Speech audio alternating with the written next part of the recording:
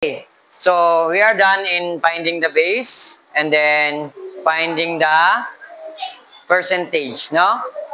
Now, we're getting to find the rate. Pag sinabing rate, ito yung, it is written by percent symbol. Very good, no?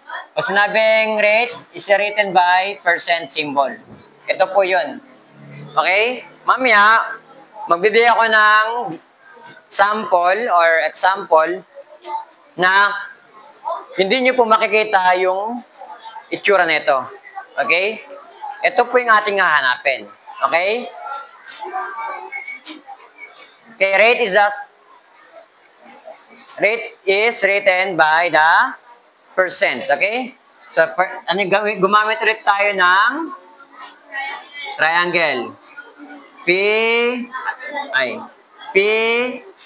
and B and R. Right? Gamit na gamit po to, no?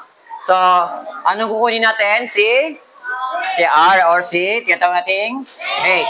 Ibig sabihin, si R is equal to ano yung ano? P. Then, ito, divide, oh. Takpan natin, oh. Ano na sa lalim? D. Okay? Percentage over base. Okay? Gamitin natin ito, no? Example. Okay, example natin. Okay. 200 is what percent of 500? Okay? So, 200 is what percent of 500?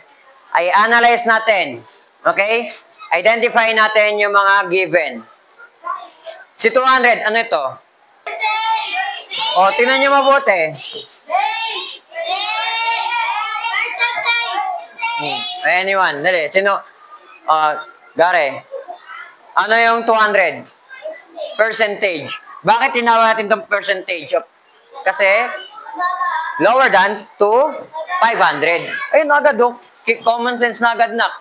Di ba, sabi nga natin, kapag base, siya yung pinaka-buo, yung pinaka-malaking number na nakikita nyo dyan. Ibig sabihin, ito si ating B. Naintindihan po ba? Okay, next. Sabihin, irami natin yung formula. R is equal to P over B. Tama po ba? Okay, next.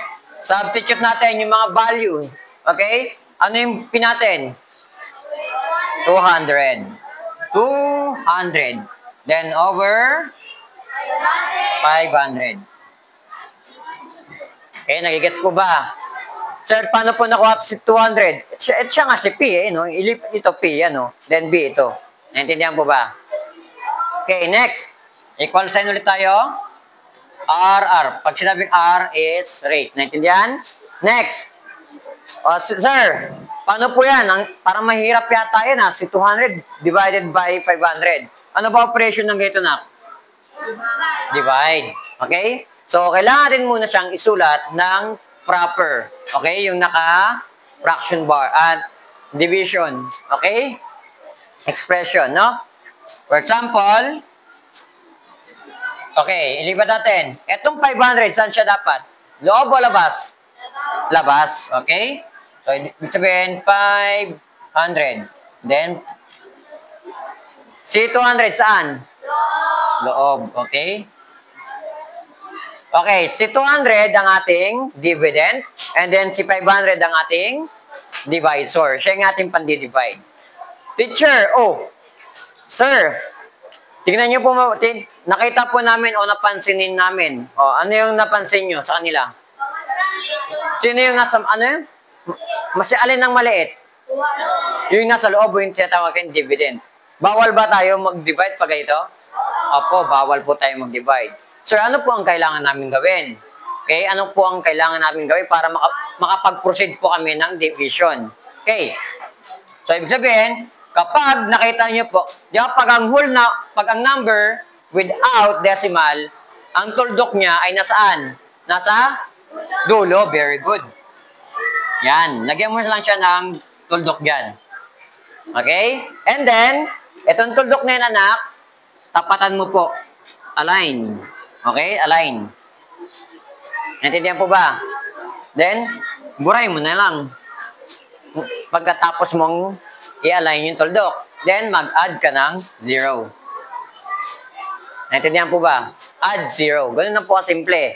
Now, yung 200 mo kanina, naging 2,000.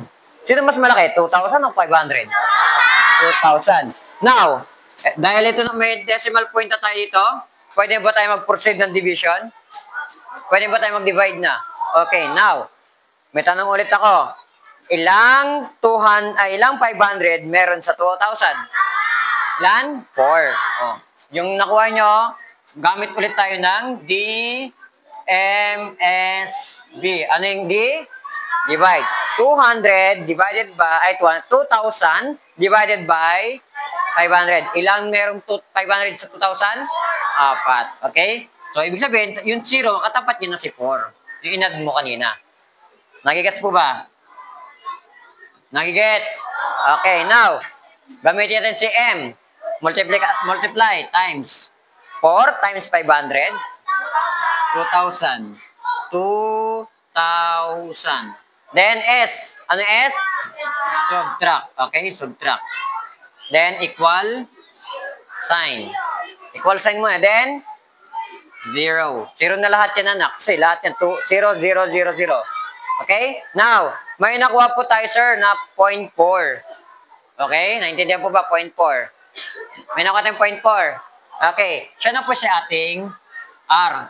So, pag may nakuha po kayong 0.4, kopyahin nyo po si 0.4. Okay? Then, multiplied by 100% times 1. Okay. Nagyan yung space. Okay? Itong si 0.4, ilagay nyo lang po dito. Naintindihan po ba?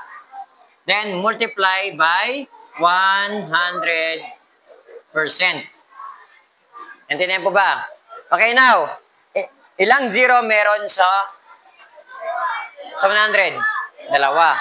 Okay? Pag may nakita kang dalawang 0 dyan, pag ang kailangan natin gawin ay, kunin ay percent, pakanan naman po ang ating move. Pakanan, pa ganun. Naintindihan po ba? Okay. Ilang move tayo pakanan? Ilang 0 meron sa 100? Dalawa. Okay? Ito, i-move nyo po. Tuldok. 1, 2. Ngayon dapat sa loob nito. Okay? Okay. Itong si 4 dito, then dito, bakante. Then add 0. Ibig sabihin, mawawala na po si tuldok dito. Tama?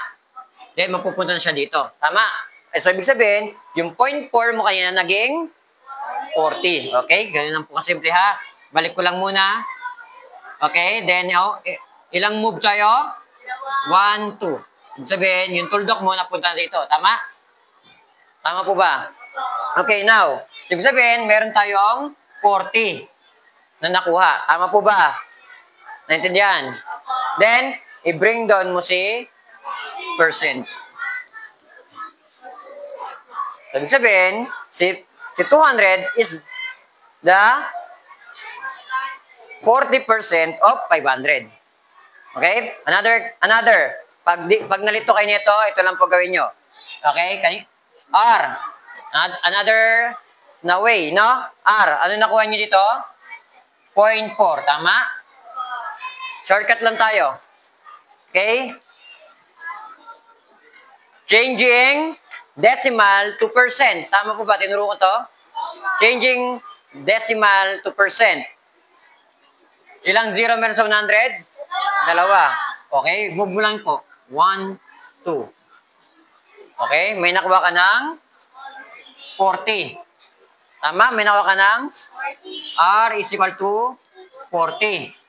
Then, ano ba ang kailangan natin pag nahanap si rate? Ano ang symbol? Percent. Lagyan mo agad ng percent. Ganun lang po, kasimple. Naintindihan po ba?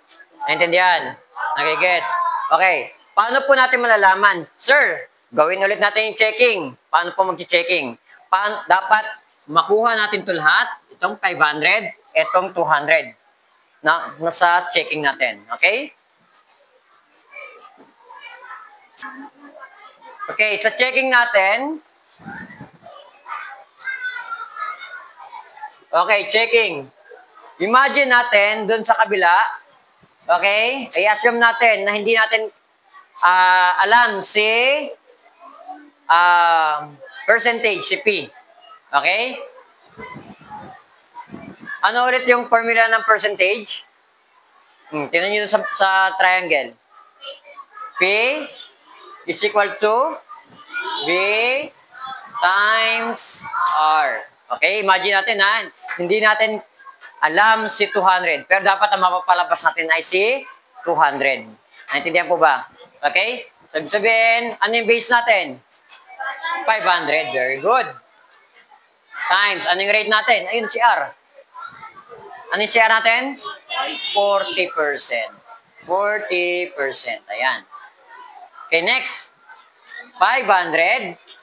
Then, i-change natin sa decimal. Saan tayo papunta? May percent siya kasama. Pag may percent siya kasama, pag ganun tayo. Naintindihan po ba? Ibig sabihin, itong 40 magiging 0.40. Tama po ba? Ilang move?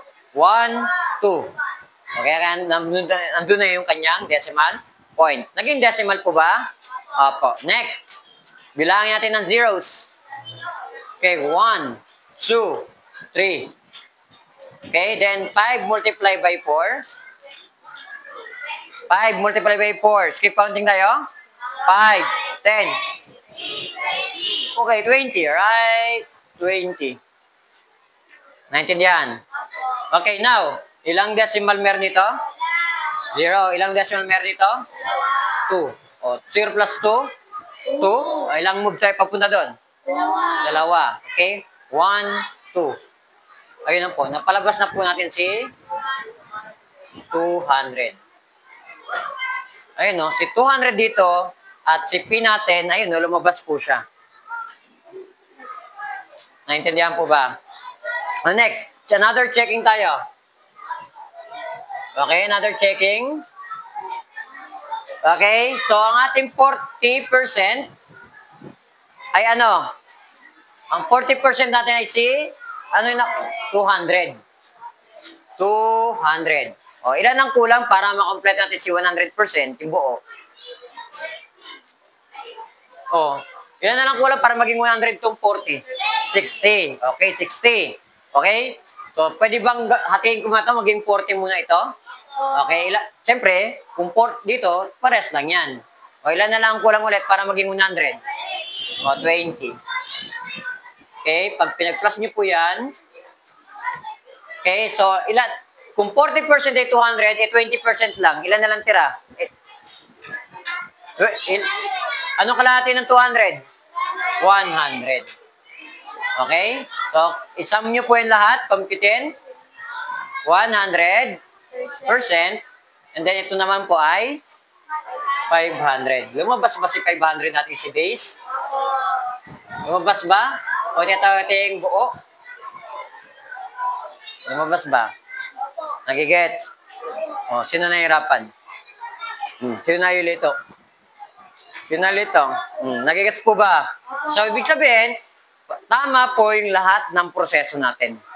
Okay, naintindihan? Okay, get your math notebook.